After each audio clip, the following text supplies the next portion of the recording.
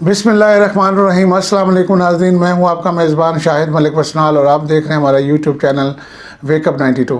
नाज़रीन, हमारा जो कल आर्मी चीफ़ की लाहौर में साबिक़ फ़ौजी अफसरान के हवाले से जो मीटिंग हुई थी, उसके हवाले से जो मैंने अंदर की खबर दी थी, उसको काफ़ी सराहा गया है और काफ़ी दोस्तों ने ये फरमाइश की है कि उसके ऊपर थोड़ी सी और रोशनी डालें ताकि हमें कोई हालात का अंदाज़ा हो कि हालात किस तरफ जा रहे हैं।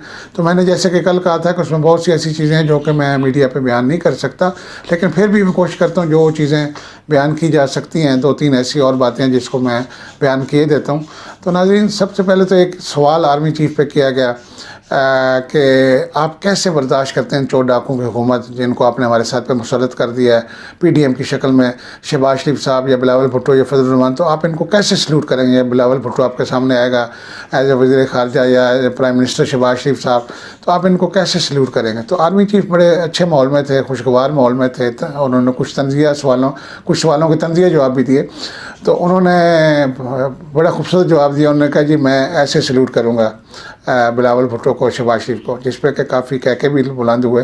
तो उसके बाद आर्मी चीफ़ ने बताया कि देखें, बात यह है कि हमारे और इमरान खान साहब के जो तल्लुकात बुनियादी तौर पर ख़राब हुए थे, वो DGISI की जो तकर्री थी नए लेफ्टिनेंट जनरल नदीम अंजुम साहब की और साबिक़ DGISI फैज़ हमीद साहब की जो एज ए ट्रांसफ़र की गई थी as a core commander Peshawar, क्योंकि मैं उनको आर्मी चीफ़ देखना चाहता था, तो उस हवाले से उनकी कोर कमांड जो करना ज़रूरी था, तो मैंने उनको किया। लेकिन इमरान खान साहब ने उस पर रजिस्ट किया और कहा कि नहीं, इनको रहने दें, इनको तब्दील ना करें। उस हवाले से हम ने थोड़ी सी हमारे में दूरियाँ पैदा हुई और मैं खामोश हो गया। उन्होंने कुछ वक्त मांगा, मैंने कहा ठीक है। तो उसके बाद फिर कुछ अर्से के बाद जब उनको अंदाज़ा हुआ कि फ़ौज के अंदर मुझे इस हद तक मुदाखलत नहीं करनी चाहिए, आर्मी चीफ़ जो है मुझसे थोड़े से नाराज़ हैं, तो उन्होंने फिर उनके MS का, मेरे MS को फ़ोन आया, मिलिट्री सेक्रेटरी जो, कि उन्होंने कहा कि खान साहब कह रहे हैं कि आप, प्राइम मिनिस्टर साहब कह रहे हैं कि आप 3 नाम जो है वो एक समरी भिजवा दें, जैसे आर्मी चीफ़ के लिए जाते हैं नाम, तो मैं उनमें से वही सिलेक्ट करूँगा जिसको आप बनाना चाहते हैं लेफ्टिनेंट जनरल नदीम अंजुम साहब को, ताकि मेरी भी एक फेस सेविंग हो जाए और मेरी जो कंप्यूटर अथॉरिटी है वो बरकरार रहे कि मैंने उनका तकर्रुर किया अपनी मर्ज़ी से, ताकि वो अपोजिशन को इससे कोई फ़ायदा ना उठा सके सियासी तौर पे और हमें दूरियाँ ना पैदा कर सके। तो लिहाजा वो हमने ना चाहते हुए भी, क्योंकि माजी में इसकी कोई मिसाल नहीं थी, लेकिन हमने उनको वो 3 नाम भेजे जिसमें से उन्होंने DGISI को लेफ्टिनेंट जनरल नदीम अंजुम साहब का नाम सेलेक्ट किया। उस हवाले से नाज़रीन, हम भी चूँकि पहले माजी में ये बात कह चुका हूँ अपने 3 प्रोग्राम्स के अंदर कि इमरान खान साहब के अंदर गरूर का अंसर पाया जाता है, गरूर तकब्बर का पहलू बहुत ज़्यादा है, जो कि बुरी आदत है और उनकी शख्सियत को ये काफ़ी नुकसान पहुंचाती है। और यही वजह आर्मी चीफ़ ने भी इस तरफ इशारा किया कि इमरान खान साहब का एक बुनियादी जो उनकी हुकूमत जाने का वो था, वजूहात थी, जो वो ये थी कि उनके अंदर अनाप परस्ती, तकब्बर और गुरूर ज़्यादा पाया गया, जिसकी वजह से वो अपने MNAs और MPs को, सेनेटर्स को मुलाकात का वक्त नहीं देते थे, उनसे मिलते नहीं थे, जिसकी वजह से बहुत से दोस्त नालान थे, नाराज़ थे। और ये जो मुनर्रफ अरकान है, इनकी बुनियादी जो नाराज़गी की वजह वो यही है कि इमरान खान साहब इनको टाइम नहीं देते। सिर्फ मखसूस चंद लोगों ने इमरान खान साहब को घेरे में लिया हुआ था और वो 8-10 लोग जो थे बस वो किसी और को करीब आने नहीं देते थे, जिसकी वजह से ये लोग आहिस्ता आहिस्ता नाराज़ होते गए और आपने देखा कि फिर उसका अंजाम जो है इमरान खान साहब को हुकूमत से हाथ धो के घर जाना पड़ा। तो ये उन्होंने बुनियादी, और उसके अलावा आर्मी चीफ ने और भी कुछ चीज़ें कही कि उसमें हमने तो हत्तुल इम्कान हमारी कोशिश थी कि इमरान खान साहब अपना जो 5 साल आइनी मुद्दत पूरी करें उनकी हुकूमत, लेकिन उसमें इमरान खान साहब की ज़िद और सोलो फ्लाइट की जो ख्वाहिश थी वो उसमें आड़े आई। हालांकि हमने हर मुश्किल वक्त में उनको सपोर्ट किया, सेकंड किया, उनको चलाने की कोशिश की, जहाँ उनको हमारी मशावरत की ज़रूरत थी हमने उनको खुद प्राइम मिनिस्टर जाकर उनको मशावरत दी। लेकिन उसके बावजूद जो भी, बल एक उन्होंने अच्छी बात की कि हम इमरान खान साहब के ख़िलाफ़ नहीं है, क्योंकि वो महबूब वतन लीडर हैं और नेशनलिस्ट हैं, उनके लोग भी पार्टी के काफ़ी लोग अच्छे हैं सिवाय चंद लोगों के। आर्मी चीफ ने कहा कि अगर अब भी दोबारा इलेक्शन में इमरान खान साहब अगर इलेक्ट होकर आते हैं तो इंशाल्लाह हम उनको वेलकम करेंगे, पाक फ़ौज उनको वेलकम करेगी, उनको भरपूर उसी तरीके से सपोर्ट करेगी जिस तरह हम हर प्राइम मिनिस्टर को करते हैं। तो ये थी नाज़रीन आर्मी चीफ़ की जो दोबारा कुछ बातें जो मैंने सोचा कि आपको बता दूँ आपकी फरमाइश पे। अब हम नाज़रीन आते हैं असल आज के प्रोग्राम के मौजू की तरफ। आपको याद होगा नाज़रीन, हमने 3 माह तकरीबन 3.5 माह कबल एक प्रोग्राम किया था जिसमें कहा था कि इमरान खान साहब की जान को शदीद ख़तरात लाहक हैं, शदीद ख़तरा है और ये आलमी साजिश के तहत इनको कुछ आलमी ताकतें रास्ते से हटाना चाहती हैं। आप हमारे यूट्यूब चैनल के जाके इस प्रोग्राम को देख सकते हैं। लेकिन आज जाके नाज़रीन वो बात जो हमारी पेशन गोई थी वो सच साबित हुई और इमरान खान साहब ने कराची के जलसे में आवाम के सामने ये बात रखी कि मेरी जान को शदीद ख़तरा है। और जो बात हमने उस वक्त की थी तो उस वक्त PTI के काफ़ी लोगों ने कहा कि नहीं ऐसी कोई बात नहीं है, इमरान खान साहब को कोई ख़तरा नहीं है, इंशाल्लाह इमरान खान साहब की हुकूमत रहेगी। लेकिन मैं उस वक्त इस साजिश को भांप रहा था। तो आज इमरान खान साहब ने ख़ुद अपने मुँह से और उनके पार्टी के कुछ लोगों ने भी कहा कि इमरान साहब की जान को शदीद खतरा है। तो ऐसे में हम दुआ कर सकते हैं कि अल्लाह ताला इमरान खान साहब को हिफ्ज़ मान में रखे। और पाक फ़ौज को भी चाहिए कि उनको फुल प्रूफ सिक्योरिटी दे इदारों को, जो कौमी इदारे हैं, ताकि हम किसी भी नागहानी जो ऐसे हालात हैं उनसे महफूज रह सकें, कोई कौमी शाने ना हो। क्योंकि पिछले दिनों एक नए कौमी TV चैनल के ऊपर एक नजूमी ने पेशन गोई भी की है कि मई के अंदर एक कौमी शख्सियत, सियासी शख्सियत को टारगेट किलिंग की जाएगी। तो उस हवाले से भी ये चीज़ जो है एक साबित होती है कि आलमी जो साजिश होती है इसके अंदर डॉलर्स का जब थैलों के मुंह खोले जाते हैं तो हमारे माशरे में कई मीर जाफ़र पाए जाते हैं जो कि डॉलर्स के एवज़ कुछ भी कर सकते हैं। पहले हमने माजी में देखा कि मोहतरमा बेनज़ीर भुट्टो शहीद साहबा को भी इसी तरह एक जलसे से वापसी पर उनकी टारगेट किलिंग की गई और उनको जान से उनको शहीद कर दिया गया। लेकिन उसका तमाम तर जो इल्ज़ाम आया था वो उस वक्त के प्रेसिडेंट, सदर पाकिस्तान और आर्मी चीफ जनरल मुशर्रफ साहब पे आया था। और उसके बाद कुछ लोगों ने जरदारी साहब की तरफ भी इशारा किया। लेकिन अल्लाह नोज़ बेटर कि ये किसने ये जुल्म किया था मोहतरमा बेनज़ीर भुट्टो को शहीद करने का। तो आज फिर नाज़रीन हालात उस तरफ जा रहे हैं। तो मेरी यहाँ पे पाक फ़ौज से भी और दीगर कौमी इदारों से, वज़ारत दाखिला से अपील होगी कि खुदारा इमरान खान साहब की सिक्योरिटी को यकीनी बनाएं। ये ना हो कि किसी जलसे के अंदर उनको टारगेट किलिंग किया जाए। और अगर ऐसा होता है तो उसका तमाम तर इल्ज़ाम जो है वो पाक फ़ौज के ऊपर आएगा, आर्मी चीफ़ के ऊपर आएगा। आलमी ताकतें तो सेकंड ऑप्शन होंगी लोगों के पास, लेकिन असल में हमारे मुल्क के अंदर से चूँकि ये सामने होगा तो इस मुल्क में इंतशार और जलाओ घिराव की सियासत का आगाज़ हो जाएगा और मुल्क में अफरा तफरी फैल जाएगी। और ये हमारे मुल्क की इकॉनमी के लिए, मईशत के लिए, अमन व अमान के लिए बड़ा नुकसानदेह होगा। लिहाजा अल्लाह ना करे ऐसा कुछ हो। अल्लाह ताला खैरियत से जो इलेक्शन का मरला आगे आने जा रहा है उसके इलेक्शन के बाद एक कौमी हुकूमत दोबारा जो है वो मार्ज़ वजूद में आए और जिसको लोग इलेक्ट करें, सिलेक्ट करें, वो दोबारा इक़्तिदार में आए। तो लिहाजा तमाम कौम दुआ करें कि अल्लाह ताला हमें किसी भी ऐसे नागहानी कौमी शाने से महफूज रखे। तो नाज़रीन यहाँ पे हम एक बात मैं और भी करना चाहूँगा कि इमरान खान साहब का एक वीडियो पैगाम भी आया है कल कि 21 अप्रैल में जो मीनार पाकिस्तान में जलसा करने जा रहे हैं। तो उस हवाले से उन्होंने इस दिन की और इस जगह की अहमियत को बयान किया है। 21 अप्रैल चूँकि अल्लामा इकबाल साहब शायर मशरक़ उनका यौम वफ़ात है तो उस हवाले से इस दिन को भी ख़ास अहमियत है। और मीनार पाकिस्तान का जो जलसा है उसको इमरान खान साहब ने 23 मार्च 1940 तशबीह देते हुए कहा है कि जैसे उस वक्त हमारे बुज़ुर्गों ने यहाँ पे मीनार पाकिस्तान के साए के नीचे एक करारदाद पास की थी, करारदाद पाकिस्तान, जिसके बाद पाकिस्तान मार्ज़ वजूद में आया 1947 के अंदर। तो उन्होंने कहा कि हम उसी को दोहराएंगे और हम इस मीनार पाकिस्तान के नीचे सब इकट्ठे होंगे, पूरी कौम। लेकिन उसमें वो एक बात शायद करना भूल गए हैं और मैं चाहता हूँ कि वो अगर जब इतना कर रहे हैं तो एक काम और करें कि एक करारदाद अवामी हलकों में पेश करें स्टेज से, जिसमें कि अवाम की तईद हासिल करें। और वो करारदाद ये हो कि हम अल्लाह रसूल की ग़ुलामी करेंगे लेकिन किसी भी बैरूनी ताकत की, गैर की ग़ुलामी नहीं करेंगे, चाहे वो अमेरिका हो, चाहे वो यूरोपीय यूनियन हो, चाहे वो रूस हो, चाहे वो चाइना हो। तो ये एक अगर करारदाद लिख दी जाए और उसको उस दिन इमरान खान साहब अपनी स्पीच से पहले पढ़ के उस पर अवामी वोटिंग ले लें हाथ खड़े करवा के, तो ये करारदाद जो है ये इमरान खान साहब को इलेक्शन में बड़ा पे बैक करेगी। और ये एक सियासी उनके पास एक अच्छा पॉइंट आ जाएगा कि उन्होंने कौम के सामने करारदाद पेश किया है कि हम गैर की ग़ुलामी कबूल नहीं करेंगे। और कौम चूँकि इस वक्त इस ग़ुलामी की जंजीरों से निकलना चाहती है, आज़ाद होना चाहती है, तो मेरे ख्याल में ये करारदाद बड़ी उनको फ़ायदा मंद साबित होगी इलेक्शन के अंदर। तो ये मेरा मशवरा है, मैंने PTI के कुछ दोस्तों को भेजा भी है, उम्मीद है कि वो इस पर अमल करेंगे। तो नाज़रीन अब हम आते हैं इस प्रोग्राम के आखिरी हिस्से में कि देखें हमारे जो रियासत के 3 स्तून हैं जिसमें पाक फ़ौज है, अदलिया है और पार्लियामेंट है। वो चौथा स्तून मीडिया को भी कहा जाता है, लेकिन मीडिया के आज तक जो प्राइवेट मीडिया चैनल जब से हैं मुशर्रफ दौर में, तो इन्होंने गैर ज़िम्मेदाराना रिपोर्टिंग की है, गैर ज़िम्मेदाराना ख़बरें दी हैं और इनका रवैया जो है गैर ज़िम्मेदाराना है। ये चैनल जो हैं वो सियासी पोलिटिकल चैनल हैं। जियो जो है वो एक ख़ास जमात को सपोर्ट करता है, ARY एक दूसरी ख़ास जमात को सपोर्ट करता है। इसी तरीके से मुख्तलिफ़ चैनल्स की अपनी अपनी सियासी पॉलिसी है, जिसकी वजह से इनको फ़िलहाल रियासत का स्तून नहीं कहा जा सकता, ये सियासी जमातों के स्तून है। लेकिन यहाँ मैं जो बात करना चाह रहा हूँ नाज़रीन वो ये है कि पार्लियामेंट सुप्रीम, हम समझते हैं कि सुप्रीमेसी ऑफ जो पार्लियामेंट है उसकी बात होती है हमारे वहाँ।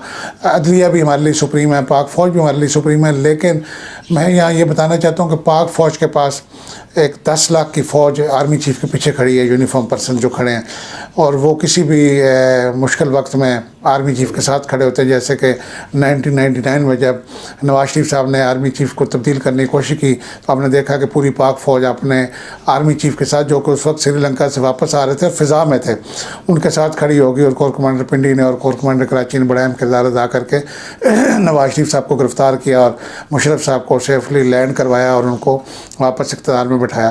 तो फ़ौज के पास एक डंडा की ताकत है। आर्मी चीफ़ के हाथ में जो डंडा होता है, ये ताकत का सरचश्मा है। ये जो कहा जाए पीपल्स पार्टी के नारा है, अवाम ताकत का सरचश्मा है, ठीक है, अवाम भी हैं, लेकिन अवाम से ज़्यादा आर्मी चीफ़ के हाथ में जो डंडा है वो ताकत का सरचश्मा है। और सियासतदान उस डंडे से डरते हैं और उस डंडे के एक इशारे पर सियासतदान अपनी वफादारी में तब्दील करते हैं।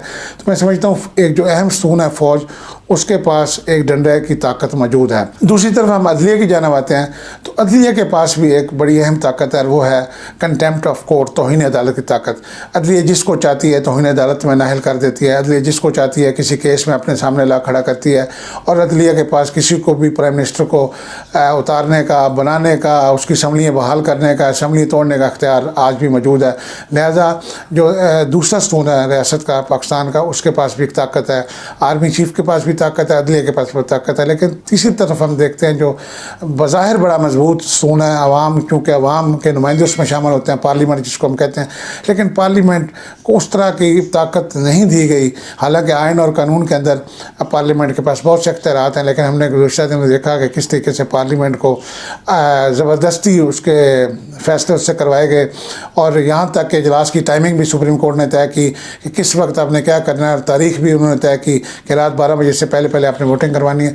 तो पार्लियामेंट एक कमज़ोर इदारा है, आवाम के जो नुमाइंदे हैं वो कमज़ोर हैं, और यही वजह है कि ये बार बार कल बड़ी अच्छी किसी ने एक पोस्ट डाली हुई थी आर्मी चीफ़ के हवाले से। तो मैं प्रोड्यूसर साहब से चाहूँगा कि वो अगर वो तस्वीर दिखाएं हमारे नाज़रीन को कि army chief general Qamar Javed Bajwa जब से आर्मी चीफ़ बने हैं तो उन्होंने अब तक 4 प्राइम मिनिस्टर के साथ काम किया है।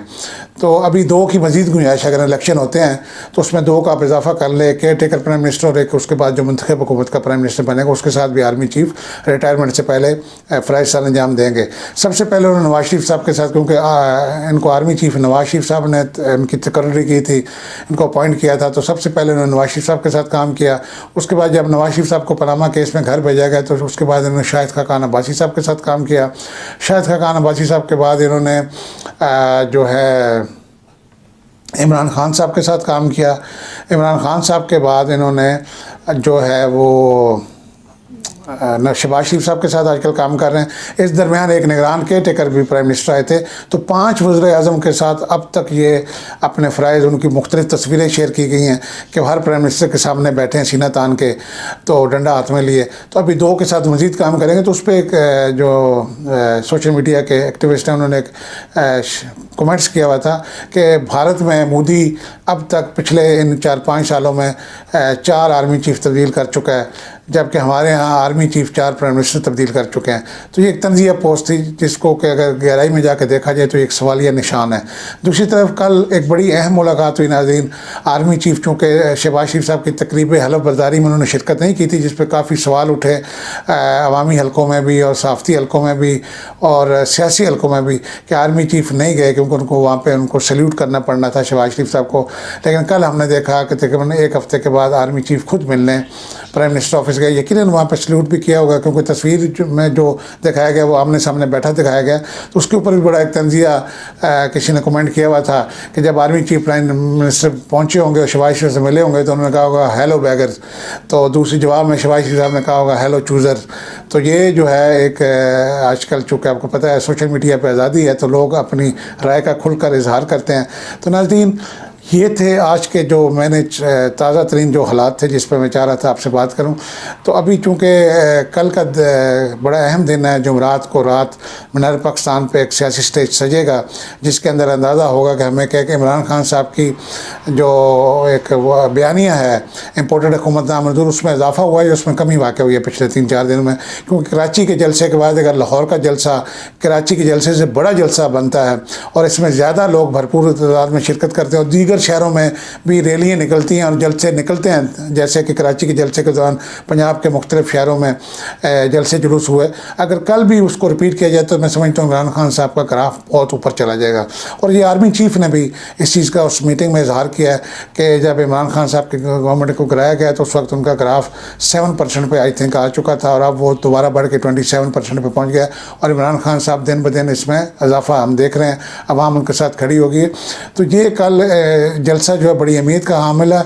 और अगर इस जलसे में इमरान खान साहब कामयाबी से अपना मौक़िफ़ ज़िंदा दिलाने लाहौर के सामने रखते हैं, पंजाब के अवाम के सामने रखते हैं, तो मैं समझता हूँ आने वाले दिनों में जो इलेक्शन की राह मज़ीद हमवार होगी, क्योंकि इस वक्त माहौल इलेक्शन का बन रहा है। और शहबाज शरीफ साहब यकीनन कल जो मुलाकात हुई आर्मी चीफ के साथ उसमें कोई इलेक्शन के वाले से मामला तय पाए होंगे।